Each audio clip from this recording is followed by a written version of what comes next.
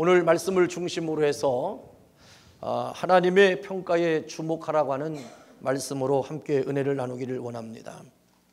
아무리 뛰어나고 대단한 사람이랄지라도 남들의 평가에 의해서 쉽게 영향을 받게 된다는 겁니다. 이 말은 사람은 어떤 사람의 말에 따라서 영향을 받고 살 수밖에 없다는 거예요. 좋은 말을 듣게 되면 그 말로 통해서 그가 더 진보적이고 더 장점화되어지는 그런 아이덴티티가 정체성이 잘 정립돼서 아름다운 삶을 살아가지만, 그러나 부정적인 거나 비판이나 비방의 소리를 듣게 되면 나도 모르게 위축되어지는 일들을 경험하게 되는 것입니다. 남들의 부정적인 평가에 자신의 실제를 형편없는 사람으로 규정하고 실망하고 좌절하게 된다는 것을 우리는 많이 경험을 합니다. 이에 이것이 바로 세상이 돌아가는 사람들의 심리 속에 있는 이치예요. 그런데 우리 그리스도인으로서 기억해야 될 것이 있습니다. 세상 사람들의 평가는 절대적인 것이 아니라는 사실을 우리는 먼저 마음에 간직해야 됩니다. 그래서 우리는 하나님의 평가에 주목해야 된다는 것입니다. 오늘 본문 말씀을 보면 인간적인 실수로 인해서 주변의 많은 사람들로부터 비난과 비방을 듣고 있는 모세에 대한 것이 기록되어 있습니다. 우리가 아는 모세는 출애굽을 주도한 위대한 리더십을 가진 사람입니다. 그리고 그는 많은 것에 장점을 갖고 있고 하나님의 능력과 하나님이 그와 함께함으로 말미암아 강하고 담대한 하나님의 사람이었습니다. 그는 많은 좋은 평가를 가지고 삶을 살았던 사람입니다. 그런데 오늘 본문 말씀에 보면 아주 초라하고 비참한 모습의 모세가 나옵니다. 광야에서 200만 명이나 되는 많은 백성들을 이제 인도하여 그가 가나안 땅으로 인도해야 되는 거룩한 사명이 있는 모세에게 그의 권위가 흠집 잡히는 사건이 생겼습니다. 일생일대에 가장 치욕적인 평가를 듣고 좌절의 순간을 맞이한 모세의 모습을 봅니다. 그러면 어떤 소리와 어떤 비난의 소리를 듣고 좌절하여 자기의 삶을, 인생을 포기할 수 있겠느냐라고 하는 물음 앞에 우리 모세가 서 있는 거예요. 여러분들도 인생을 살다 보면 원하지 않는 일을 경험하게 되고 여러분들이 듣고자 원했지 않던 소리를 듣게 될 때 여러분들은 그 소리에 어떠한 반응을 갖고 삽니까? 이러한 모세의 상황은 우리의 상황일 수도 있습니다. 이러한 상황에서 우리가 주목해야 될 것이 오늘 본문에서 세 가지를 우리에게 가르쳐주고 있는데, 첫째로 인간이라는 존재는 실수라는 유전자가 담겨 있습니다. 모든 사람들은 다 실수할 수 있습니다. 그래서 나도 실수할 수 있지만 내가 그렇게 믿고 의지하고 바랬던 그 사람도 실수할 수 있다는 사실을 우리는 인정해야 됩니다. 오늘 본문 말씀 1절에 보면 모세가 굿수 여자를 취하였더니 그 굿수 여자를 취하였으므로 미리암과 아론이 모세를 비방하니라 그랬습니다. 지금 이 말씀의 배경은 모세가 출애굽한 후에 백성들을 이끌고 광야로 통과하는 과정에서 일어난 사건입니다. 광야길을 가는 동안에 모세가 굿수 여자를 취했다라는 것입니다. 이 일로 인해서 모세는 비방을 받게 됩니다. 그리고 이 주도적인 비방을 했던 주도적인 일을 했던 사람이 낯선 사람이 아니라 바로 자신의 혈육인 누나 미리암과 그리고 누나인 미리암의 비방을 주도하는 가운데 형 아론도 합세해서 동생 모세를 강도 높게 비방합니다. 우리가 삶을 살다 보면 가까이 있는 사람이 나를 힘들게 할 때가 참 많습니다. 그리고 가까이 있는 사람이 비난하고 비방할 때는 다 맞는 말만 하는 거예요. 틀린 말 하는 게 아니에요.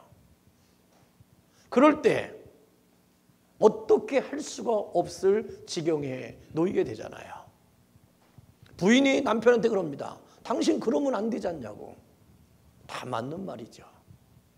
그런데 내가 그러고 싶어서 그러냐라고 말하고 싶겠지만 그럴 수도 없는 겁니다. 또 남편도 부인한테 말할 때 그러잖아요. 당신 왜 그러냐고 요즘. 그러면 나도 그러고 싶어서 그러는 게 아니라고 그러잖아요. 그러니까 서로가 비난과 비방이 자꾸만 가까운 사람에게 나타나기 시작해요. 또 부모가 자식한테 비난과 비방을 하게 되고 또 자녀들도 부모님한테 비방과 비난을 할 때가 있어요. 그런데 그들은 잘못된 얘기를 하는 게 아닙니다. 원인 제공은 다 나에게로부터 출발되는 거예요. 그러다 보니까 그 소리를 들을 때 얼마나 힘들겠습니까? 오늘 모세도 마찬가지입니다. 그의 누이와 그의 형이 구스 여인을 취했다고 해서 그렇게 엄청난 비난과 비판을 하게 될 때 모세의 지금 상황은 사면초가의 상황이 된 것입니다. 이러한 사면초가가 되었을 때 지금 모세는 이런 힘든 상황에서 처해 있는데 그 모세가 이방인 구스 여인을 취한 것이 왜 그렇게 문제가 되었느냐, 왜 비방거리가 되었느냐라고 하는 그 명분에서 우리는 찾아봐야 돼요. 이 미리암과 이 아론은 무엇보다도 잡족에 불과한 이방 여인과 혼인한다는 것은 유대 민족의 선민의식에 위배된다라고 하는 얘기입니다.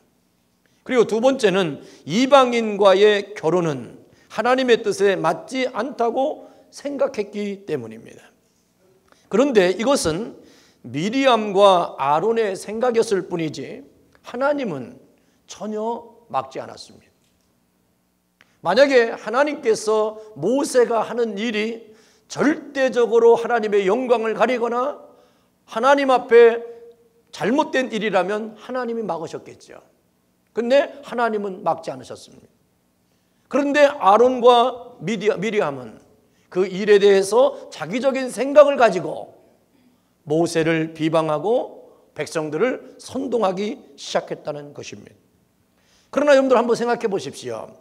이방인으로서 바로 믿음의 사람들을 선택하고 결혼한 이방 여인 룻이라는 사람이 여러분들 알지 않습니까? 룻은 어떻게 됐어요? 보아스라고 하는 사람과 결혼하게 되고 다윗 가문의 선조가 되고 그 가문을 통해서 예수 그리스도가 나오게 되는 족보를 이어가게 되었습니다. 그런데 지금 미리암은 하나님의 말씀을 교묘하게 이용하여서 자신의 동생 모세를 비난하고 있다는 것입니다. 여러분, 모세의 그러한 어떤 실수를 가지고 미리암과 아론이 비난하는 것이 아니라, 비방하는 것이 아니라 이 미리암과 아론은 숨은 의도가 있다는 거예요. 하나님은 이것을 보셨다는 사실을 우리는 기억해야 됩니다. 미리암은 하나님의 말씀을 교묘하게 이용해서 모세를 비방하는데 숨은 의도가 있었습니다. 모세가 하나님과 이스라엘 백성들 사이에 중도적 위치를 독차지하고 있다는 불만 때문에 시작된 것입니다. 당시에 미리암도 여선지자였습니다. 그래서 그는 나름대로 감당하는 사람이었어요. 그런데 자꾸만 자기가 감당했던 영역이 작아지게 되고 백성들의 마음이 자꾸만 모세로 향하게 될 때 그 마음에 시기와 질투가 생기게 되었습니다. 그 모세의 강력한 리더십을 발휘하면서 하나님과 백성들의 사랑과 관심을 독차지하게 되자 마음에 분노가 생기기 시작한 것입니다. 동생 모세에 대한 시기 질투가 생기면서 이방 여인과 결혼한 이를 트집 잡아서 맹비난을 하게 된 거예요.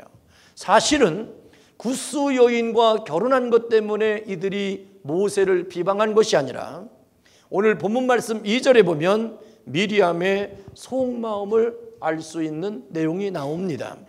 그들이 이르되 여호와께서 모세에만 말씀하셨느냐 우리와도 말씀하지 아니하셨느냐 하매 그랬어요. 하나님이 모세와만 말씀하느냐 우리와도 말씀하지 않았느냐라고 하는 것으로 투덜거리면서 불만을 표출하기 시작하는 것입니다. 다시 말하면 하나님이 너하고만 말씀하셨느냐 우리에게도 말씀하셨다. 너만 지도자냐 나도 지도자라고 하는 이 말 속에 바로 미리암과 아론이 왜 모세를 비방하게 됐는지를 우리는 말씀을 통해서 알게 되는 겁니다. 다시 말하면 모세의 영적 지도자된 권위를 여지없이 파괴하고 흔들어서 그 흔들어져서 흔들린 것 틈을 타가지고 자기들의 위치를 확보하려고 하는 그 마음이 이 미리암과 아론에 숨어있는 의도였다는 것입니다. 오늘 본문 말씀 1절에 보면 비방하다라는 말은 동사로 원문에 여성형으로 쓰여 있는데 여성형으로 쓰여 있다는 것은 바로 뭐냐면 이 비방의 출발점이 바로 미리암으로부터 시작됐고 나중에 그 영향을 받아서 아론이 합세했다는 것을 알게 되는 거예요. 그러면 미리암의 주도적인 비난을 충해서 아론이 거기에 마음이 동조돼서 마음을 빼앗겨서 해서는 안 될 일을 하게 된 것을 보게 되는 겁니다. 미리암의 동생 모세를 향한 시기와 질투가 이러한 큰 사건을 발생하게 되는 것을 봅니다. 그러므로 오늘도 우리는 생각해야 돼요. 내가 누구를 비난하고 비방할 때 출발이 뭐냐 이거죠.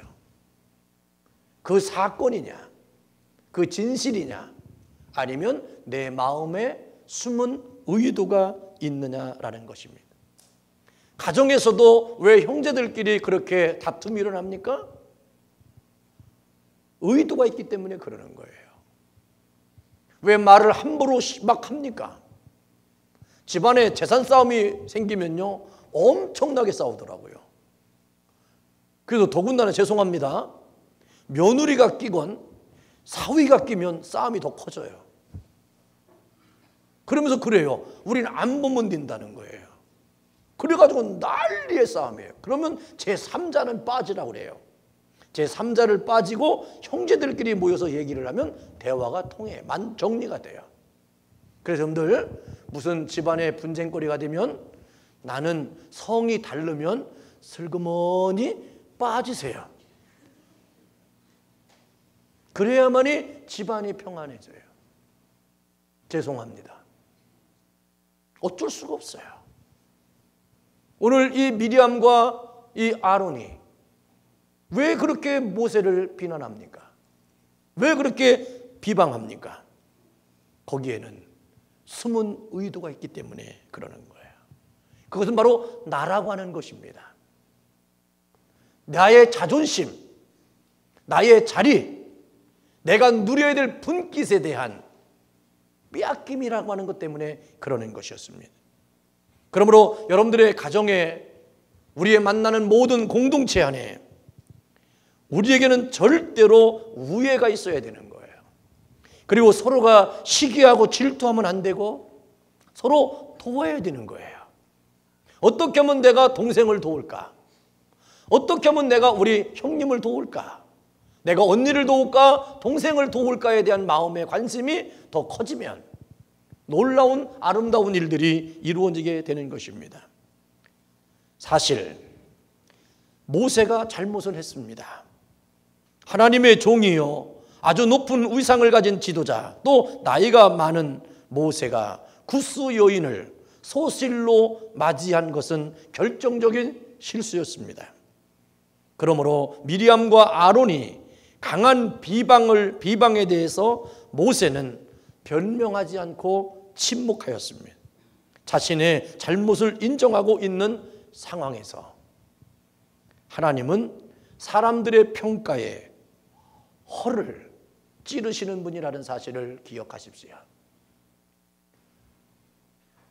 미리암과 아론이 모세를 향한 비난과 비방이 합당하다면 하나님은 모세를 책망하실 겁니다. 그런데 미리암과 아론이 모세를 비난하고 비방하는 것이 숨은 의도를 하나님이 알았기 때문에 그들에게 허를 찌르는 하나님으로 다가오셨습니다. 오늘 2절과 3절을 보십시오. 여호와께서 이 말을 들으셨더라. 이 사람 모세는 온유함이 지면에 모든 사람보다 더하더라. 하나님이 모세를 비난하고 비방하는 미리암과 아론 그리고 백성들의 소리를 들으시고 나타나셔서 모세에 대한 하나님의 평가를 말씀하셨습니다. 그런데 하나님의 평가는 미리암이나 아론이나 백성들이 말하는 것과 전혀 달랐습니다.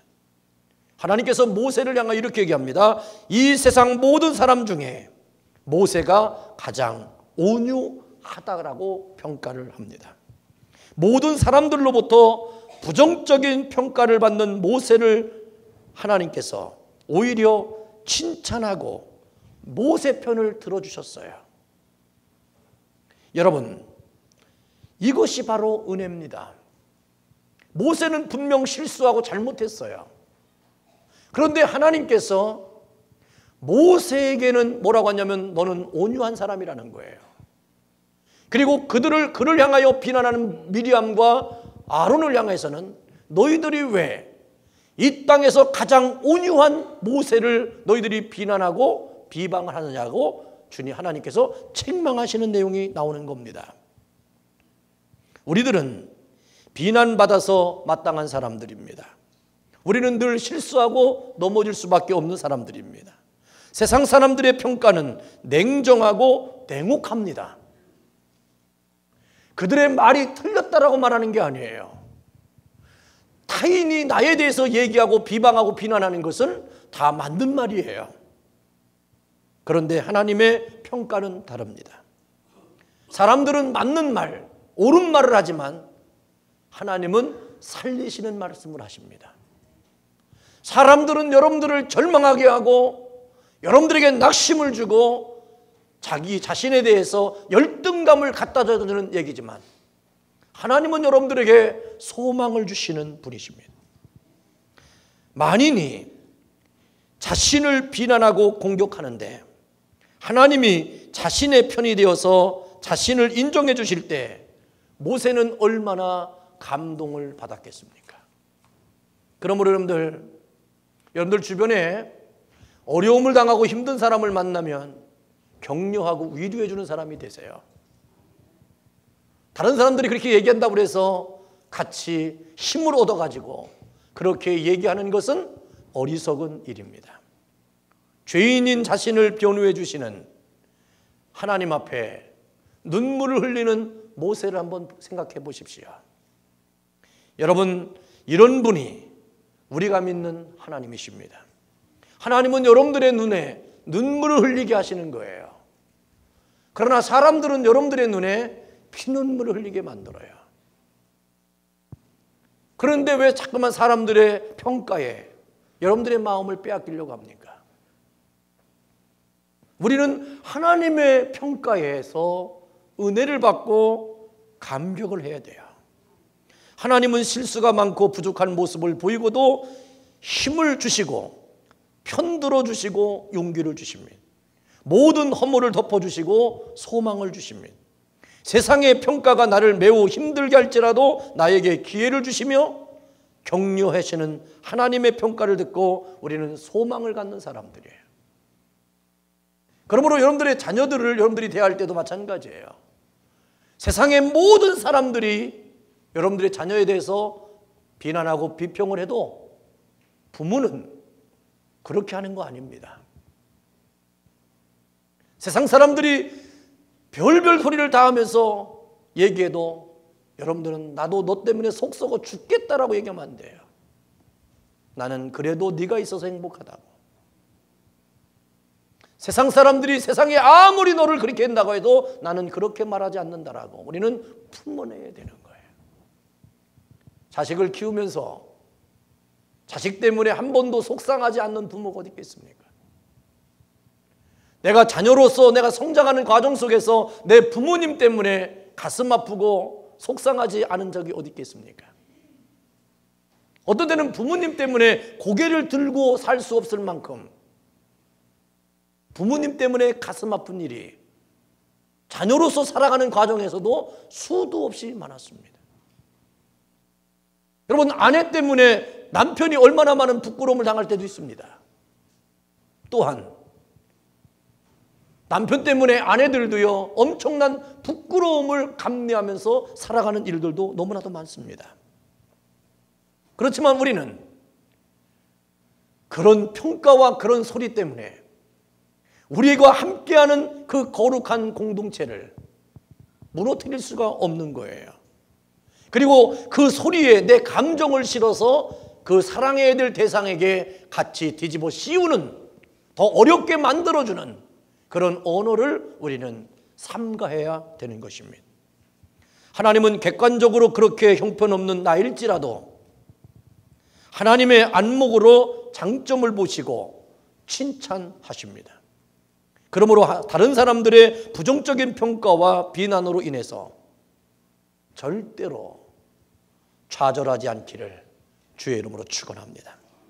사실 모세는 우리가 보기에도 온유한 사람이라고 칭찬받을 만한 사람이 아닙니다. 그는 혈기가 있는 사람이었어요. 모세는요, 다혈질적인 성격을 소유한 사람이었습니다. 애굽 사람이 자신의 동족을 괴롭혔다고 흥분해서 애굽 사람을 돌로 쳐서 죽였던 혈기가 있는 사람입니다. 하나님이 아로 새겨주신 소중한 10계명을 새긴 돌판을 가지고 내려오다가 이스라엘 백성들이 금송아지를 만들고 우상 숭배를 하는 것을 보고 화가 나서 그 10계명을 돌판을 내던지고 우상을 내려쳐서 돌판을 깨트렸던 다혈질적인 사람입니다. 또 이스라엘 백성들이 물이 없다고 원망했을 때 화가 나서 반석을 2번이나 혈기로 내리쳤던 사람이 모세였습니다. 이런 실수가 많은 혈기에 찬 다혈질 사람 모세에게 하나님은 이 세상의 모든 사람들보다 가장 온유한 사람이라고 칭찬하시는 것을 보십시오. 이렇게 하나님은 우리 인간들의 판단과는 전혀 다른 안목으로 우리를 평가해 주십니다. 세상 사람들의 평가에 실망하지 마시고 나 스스로의 평가에 여러분들 좌절하지 마시고 하나님의 평가를 기대하면서 실수와 죄의 자리에서 도망치지 마시고 회개로 하나님께 나아가는 여러분들 되시기를 주의 이름으로 축원합니다. 여러분들을 여러분들 되게 하시는 것은 하나님의 은혜입니다. 내일의 장래의 소망을 품을 수 있는 것은 하나님이 나에게 인정해 주시는 약속의 언약인 것입니다. 그러므로 하나님 마음에 드는 인생으로 우리는 살아야 됩니다. 모든 평가는요, 고정화되어 있지 않습니다. 그래서 역사의식을 가져라, 역사를 기억하라, 역사를 생각하라는 겁니다. 왜냐하면 고정화되어진 역사는 없습니다. 아무리 역사를 기록했어도 후세에 그 역사를 재평가하는 날이 오기 때문에 그렇습니다. 우리는 지금에 써있는 역사는 그 당시에 승리한 사람이 이긴 자가 쓴 역사예요. 그러나 이겼다고 해서 모든 역사가 옳은 것만은 아니에요. 몇십 년 후에 역사는 재평가되는 것입니다. 고정화되어진, 지금 보여지는 것에 여러분들의 결론을 맺어서는 안 된다는 것입니다. 역사라는 것은 누가 어떤 관점으로 보느냐에 따라서 달라지는 것이기 때문에 그렇습니다. 모세에 대한 평가도 마찬가지입니다. 모든 백성들은 모세에 대해서 부정적인 평가를 합니다. 그의 실수에 대해 혹평을 했습니다. 그러나 하나님의 평가는 전혀 달랐습니다. 모세에 대해서 긍정적인 평가를 했어요. 그렇다면 하나님은 왜 우리 인간들의 평가와는 다르게 모세를 온유한 사람이라고 긍정적으로 평가하셨을까? 이 온유라는 말의 히브리어는 아나바라고 하는데 그의 뜻은 자발적으로 굽히다, 절을 한다, 구부린다, 낮아진다라고 하는 의미를 갖고 있습니다. 그러므로 성경이 말하는 온유라는 것은 보상을 위해서가 아니고 타인의 강요에 의해서도 아니고 스스로 자기를 낮추고 스스로 자기를 굽히는 마음, 그리고 다스려지는 마음, 이것이 바로 온유라고 하는 것입니다. 이 온유라고 하는 단어가 겸손이라는 말과 다른 점은 겸손은 사람 앞에서 쓰여지는 덕목입니다. 그러나 온유라고 하는 말은 하나님 앞에서 쓰여지는 소중한 덕목입니다. 예수님은 자신을 이렇게 표현했습니다. 나는 온유하고 겸손하니. 이 말씀을 하시면서 너희는 내게 와서 쉬고 내게 와서 배우라고 말씀하셨어요. 온유와 겸손은 하나님과 사람 앞에 서는 마음입니다. 그런데 하나님이 보시는 마음은 온유한 마음이고 사람이 보는 마음은 겸손한 마음이에요. 그러므로 여러분들, 하나님이 보시는 것과 사람이 보는 것은 다른 거예요. 오늘 미리암과 아론의 철저한 혹평과 비난과 비방 가운데 있는 모세를 하나님은 온유한 자라고 얘기하고 있습니다. 사람들은 나를 향하여 온유한 자가 되는 것이 아니라 겸손해지기를 보이기를 원하실 거예요. 그러나 하나님이 원하시는 것은 온유한 자입니다. 그러므로 모세가 온유한 사람이라는 것은 모세가 하나님 앞에서 스스로 자발적으로 굽히고 낮추는 사람이었다는 것입니다. 하나님은 바로 이 점을 보시고 모세를 좋게 평가하신 겁니다. 사람들 앞에서는 실수투성이고 다혈질적인 모세였을지는 모르지만 하나님 앞에서 모세는 온유한 사람이었습니다. 모세는 많은 능력과 기적을 행했습니다. 그러나 성경 어디에도 보면 그는 자기의 능력으로 자기의 생각으로 이렇게 했다라고 한 적이 없습니다. 자신이 잡고 있는 하나님의 지팡이를 놓지 않는 이상 모세는 온유할 수밖에 없었습니다. 그러므로 오늘도 우리는 내 마음속에 품고 있는 말씀, 여러분들이 행할 수 있는 모든 능력의 근본의 출발이 하나님께로부터 왔다는 사실을 인정하는 그 순간에 우리는 온유해질 수 있는 거예요. 그리고 모세는 그래서 하나님이 자기에게 주어진 그 지팡이를 놓을 수가 없었어요. 이 지팡이를 통해서 홍해를 가르칠 때 홍해가 갈라졌어요. 반석을 쳐서 물이 나오게 했어요. 이 모든 것을 통해서 모든 기적을 이루었던 모든 것들은 모세 자신이 아니었어요. 하나님께서 그렇게 하라고 할 때만 그는 했습니다. 그래서 모세의 모든 권면의 내용에 보면 여호와께서 모세에게 이르시되, 그때마다 모세는 그 말씀을 듣고 그 말씀을 대언했다는 사실입니다. 오늘 본문에서도 그가 굿스 여자를 취한 것으로 인해 비방을 받는데 모세의 자세를 우리는 배워야 될 것이 세 가지가 있습니다. 보통 사람들은 궁지에 몰리면 비겁하게 자신을 방어하고 자기 변명을 하려고 합니다. 그래서 모세는 자신의 실수를 변명하고 방어하며 하나님의 이름으로 누나와 형과 백성들을 저주하며 위기를 모면하려 할 수도 있었습니다. 그러나 모세는 그렇게 하지 않았습니다. 자신의 실수는 비난받아 마땅하다고 여기면서 자신의 권위가 떨어지는 순간에도 하나님의 이름을 팔아서 자기 변명을 하거나 자신을 방어하지 않았습니다. 잘못했으니까 잘못했다는 말을 듣는 것은 당연한 일이기 때문에 나는 할 말이 없다라고 하는 자세가 모세의 자세였습니다. 모세는 그 모든 비난을 잘 받아들였어요. 그 어려운 공격과 비난을 다 그대로 받아들였습니다. 여러분, 변명하려고 하지 마십시오. 그리고 방어하려고 하지 마십시오. 누군가가 여러분들을 비난하고 비방하면 그냥 받아들이세요. 때리면 그냥 맞으세요. 욕하면 그냥 욕을 먹으세요.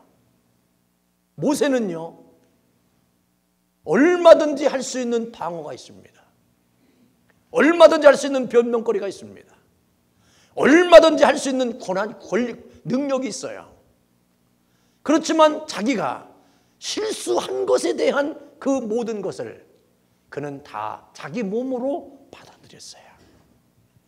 그리고 보통 사람들은 자신이 공격당하면 자신을 비난하는 사람들을 역으로 더 공격하려고 합니다. 그러나 모세는 자신을 공격하는 자를 공격하려고 하지도 않고 비방하는 자들을 비방하지도 않았습니다. 인간적으로 생각하면 모세도 그들의 비난에 대해서 맞받아칠 수 있는 건수가 많이 있습니다. 저만 실수합니까? 누님도 형님도 내 앞에서 얼마나 많은 실수를 했습니까? 형님과 누나는 절에 금송아지까지 만들어 놓고 뭐요? 금송아지가 불 속에서 튀어나왔다고요? 당신 어떻게 그렇게 거짓말합니까? 내가 다 알고 있어요 하면서 소리를 지르면서 욱박을 지를 수도 있었을 거예요. 따지고 보면 할 말도 너무나도 많이 있지만 모세는 대항하지 않고 조용히 그대로 비난을 있는 그대로 받아들였어요. 여러분, 남자들 대부분 그러잖아요. 바깥에서 잘못하고 나면 집에 와서 대려 큰 소리 치잖아요. 뭐라고 쫑알쫑알 대면 뭘 그거 갖고 얘기하냐고 소리를 뽀록 질러가지고 말도 못하게 만들잖아요. 뭐 그것도 여자들 안 그런가? 여자들도 쫑알쫑알 막 따져가지고 그냥. 왜? 자기가 한 거 있잖아. 있으니까 모면하려고 상대를 공격하는 거예요. 자기 변명, 자기 방어, 그리고 더 큰 소리로 역공격을 하려고 하는 그런 자세가 우리에게 있잖아요. 아니, 나가 내게 있어요. 소리를 버럭 질러요. 그냥 나도 모르게. 왜? 뭐 말 못하게 하려고. 모세는 그렇게 할 수 있었지만 모세는 안 했어요. 그리고 세 번째, 자신의 업적을 내세우지 않았어요. 과거 자신의 업적을 내세우며 나의 실수를 눈감아달라고 요청할 수도 있었지만 모세는 그렇지 않았어요. 우리가 쉽게 그러잖아요. 뭘 그거 갖고 그러냐고. 내가 실수한 거 비하면 내가 먹고 살기 위해서 내가 어떻게 했는데 당신 뭐 그거 갖고 뭘 이렇게 따지냐고. 살다 보면 그럴 수 있는 거 아니냐고 우리 얘기할 수 있어요. 예를 들면 내가 돈을 좀 낭비했어요. 그러면 부인이 따지겠죠. 당신 말이야 왜 그 돈을 그렇게 낭비하고 그렇게 하냐고. 나는 얼마나 애쓰고 그러는데 아니 그러면 내가 돈 벌어가지고 이 정도 쓴 거 갖고 뭘 그거 갖고 얘기하냐고. 그럴 수도 있지 하면서 역공격할 수도 있는 거 아니겠어요. 모세도 마찬가지죠. 자신의 업적이 얼마나 큽니까? 얼마나 많은 위대한 일들을 이뤘어요. 그러나 모세는 자기가 이루었던 업적이나 자기의 공로나 공적에 대해서 그걸 내세워서 상대에게 하는 그 비난과 비방을 막으려고 하지 않았다는 것입니다. 모든 비난을 다 받아들이고 수용했습니다. 왜 모세는 그렇게 했을까요? 모세는 말 그대로 하나님 앞에서 온유한 사람이기 때문에 그렇습니다. 여러분, 사람들 앞에서도 겸손도 해야 되지만 우리는 하나님 앞에서 온유한 사람이 되어야 돼요. 하나님 앞에서 잘못한 것을 생각하니 고개 들 수도 없고 모든 비난을 받아 마땅하다고 생각하는 것입니다. 자신의 잘못을 변명하는 것이 아니라 솔직히 인정하고 회개했다는 겁니다. 하나님은 모세의 이런 모습을 보시고 모세를 온유하다라고 하신 겁니다. 우리들은 항상 하나님을 염두에 두고 살아야 합니다. 하나님 앞에서 하나님을 경외하며 사는 사람은 하나님을 좋게 평가하십니다. 그리고 더 나아가 하나님은 모세를 비방하는 미리암과 아론을 따로 불러서 다시 이야기합니다. 6절과 9절을 보십시오. 이르시되 내 말을 들으라. 너희 중에 선지자가 있으면 나 여호와가 환상으로 나를 그에게 알리기도 하고 꿈으로 그와 말하기도 하거니와 내 종 모세와는 그렇지 아니하니 그는 나의 온 집에 충성됨이라. 그와는 내가 대면하여 명백히 말하고 은밀한 말로 하지 아니하며 그는 또 여호와의 형상을 보거늘 너희가 어찌하여 내 종 모세를 비방하기를 두려워하지 아니하느냐라고 말씀하시며 미리암과 아론을 책망하셨습니다. 그리고 여호와께서 그렇게 말씀하시고 그들을 떠났을 때 그에게 진노하셨다고 그랬습니다. 모세에게 진노하신 하나님이 아니라 미리암과 아론에게 진노하셨습니다. 그런데 아론과 미리암이 똑같이 모세에게 비방했는데 문둥병은 누구만 생겼습니까? 미리암만 생겼어요. 왜요? 죄의 근원의 출발이 미리암이었기 때문에 그렇습니다. 백성들은 몰라요. 모세도 몰라요. 그런데 누구는 아십니까? 하나님은 아시는 거예요. 그래서 그 모든 근간의 출발이 미리암이었다는 사실을 하나님이 아셨기 때문에 하나님이 그들에게 권면하고 진노하시고 떠났을 때는 미리암에게 문둥병이 생기게 된 거예요. 여러분, 하나님은 실수하지 않습니다.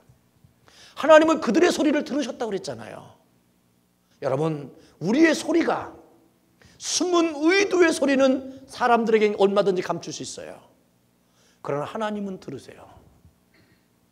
온유하게 알고 있는 모세를 향한 하나님에 대한 그 역사하심을 부정하면 안 되는 것입니다. 모세는 특별한 사람이었습니다. 일반 선지자들에게는 환상이나 꿈 가운데 말씀하셨지만 모세에게는 하나님이 직접 대면하여 은밀한 말로 하지 아니하고 정확한 말로 하셨다는 거예요. 그 이유가 뭐냐? 그는 나의 집에 충성됨이니라. 이 얘기는 무슨 말이냐면 모세는 하나님께서 철저하게 지금 하나님이 쓰시는 사람이라는 거예요.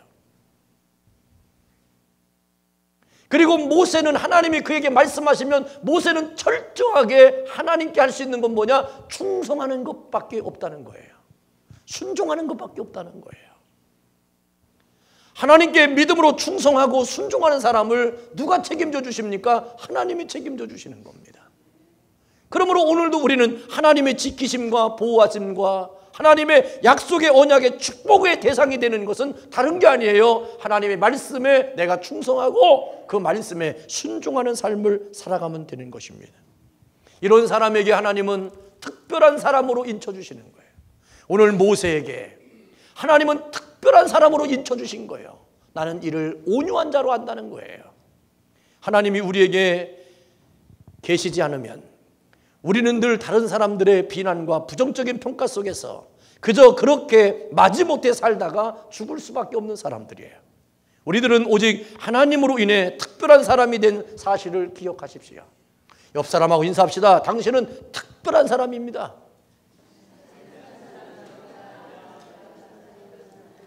하나님이 특별하게 대하는 모세는 누구에게도 비난과 비방의 대상이 될 수 없어요.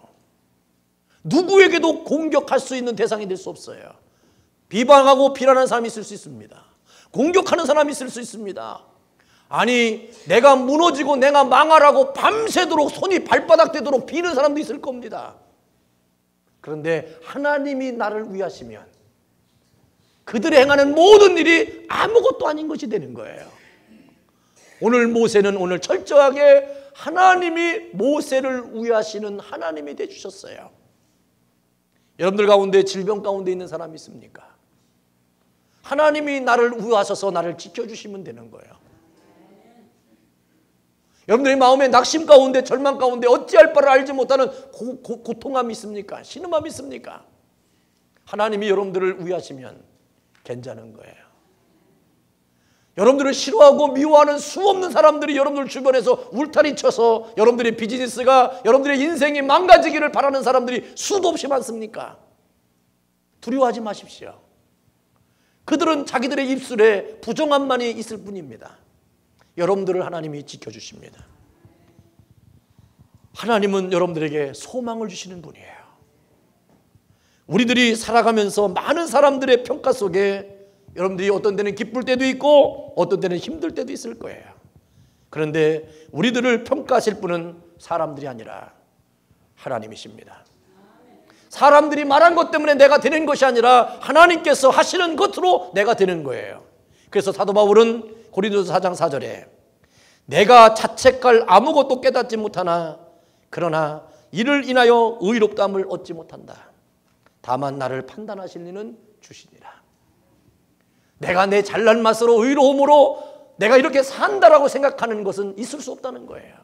왜? 내가 의롭지 않다는 걸 알기 때문에.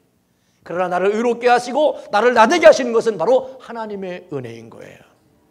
사랑하는 성도 여러분, 하나님의 평가만이 진정한 평가입니다. 이제는 그래서 우리는 하나님의 평가에 내 마음과 내 생각과 내 모든 것이 집중되고 주목되게 돼요. 그래서 주께서 말씀하시면 가라 하면 가고 멈춰서라 하면 멈춰서는 거예요. 주님이 나에게 말씀하셨을 때 내게 감동을 주시고 나에게 깊은 깨달음이 줬다면 나는 그 말씀을 붙잡고 힘들고 어려워도 충성하고 순종하면 하나님이 책임져 주시는 인생이 되는 거예요. 우리 교회와 여러분들의 모든 삶이 하나님께 온전히 집중되셔서 여러분들의 평가가 그 누구로도 침범할 수 없고 그 누구로도 넘어질 수 없는, 좌절될 수 없는 하나님의 평가가 여러분들의 삶의 근본이 되기를 주의 이름으로 축원합니다. 기도하겠습니다. 혹시 세상의 사람들이나 주변 사람들의 나쁜 평가로 인해 실망하고 좌절하는 분이 있으시다면 오늘도 하나님의 평가를 생각하면서 늘 하나님 앞에 온유하고 하나님 일에 충성하고 하나님 말씀에 순종하여 살아가는 예수님의 사람들 되기를 소망합니다. 주여, 오늘도 우리가 하나님의 평가에 주목한 하나님의 사람 되기를 소망합니다. 나의 길을 열어주시고 나의 영안을 열어주시고 나의 마음을 열어주셔서 오직 주의 거룩함만을 담는 하나님의 사람으로 축복하옵소서. 예수님의 이름으로 기도하옵나이다. 아멘.